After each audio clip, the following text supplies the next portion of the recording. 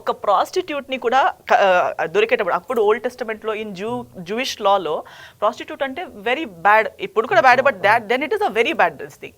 And they were supposed to be stoned to death. వాళ్ళు ఎక్కడైనా మీకు ఓపెన్లో కనిపిస్తే స్టోన్స్ త్రో చేసి చచ్చేంత వరకు స్టోన్ చేయాలి. అలా ఒక అమ్మాయి దొరికితే ఆమెకి అలా స్టోన్ విసిరేటప్పుడు జీసస్ స్టోన్ ఎవరు ఆమెను టచ్ చేయొద్దు అంటారు. సో వాళ్ళు అప్పుడు అదే అంటారు, అయితే how can you be God son, you're saying your God son and you're saying not to follow the law. So he says let he be the first one to throw the stone who has never committed a sin. నువ్వు అసలు stone touch చేసి ఇంకొకరి మీద విసిరడానికి అంత ధైర్యం ఉండాలి, నువ్వు లైఫ్లో ఏం చేయలేదనే ధైర్యం. అది యాక్చువల్లీ జీసస్కి ఉండే. Jesus had not committed a sin, still Jesus did not do it.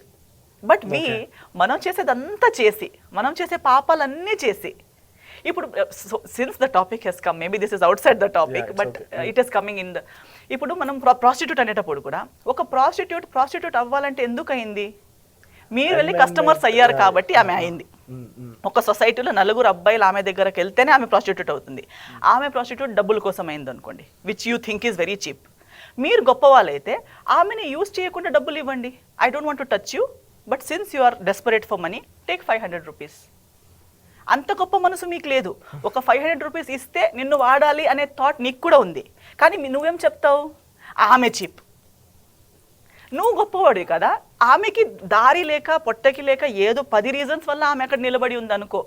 నువ్వు గొప్పవాడివి అయితే ఇప్పుడు మొత్తం సమాజంలో అలాంటి అబ్బాయిలే ఉన్నారనుకో. ఒక్క అమ్మాయి నిజంగా నేను ప్రాస్టిట్యూషన్ చేస్తాను, నాకు వేరే దారి లేదు, నాకు డబ్బుల కోసం చేయాల్సి వచ్చింది అని చెప్పినా, if all the men in the society are gentlemen, they can say we don't want to touch you for money, take money. దానం ఇవ్వండి. మీరు 500 ఏదో స్విగ్గీలో స్పెండ్ చేస్తారు, పబ్లోకి వెళ్తే ఇంత పెద్ద పెద్ద బిల్స్ కడతారు. ఆ ఒక అమ్మాయికి డబ్బులు లేవు, డెస్పరేట్గా ఉంది, బాడీ అమ్మాయి అంతా డెస్పరేట్గా ఉంది అన్నప్పుడు మీరు డబ్బులు ఇచ్చి ఆమెకి యూజ్ చేయకపోతే ఆమె ప్రాస్టిట్యూట్ అవ్వదు కదా. సో ఇది సొసైటీ గేమ్, ఇది this religion playing with religion.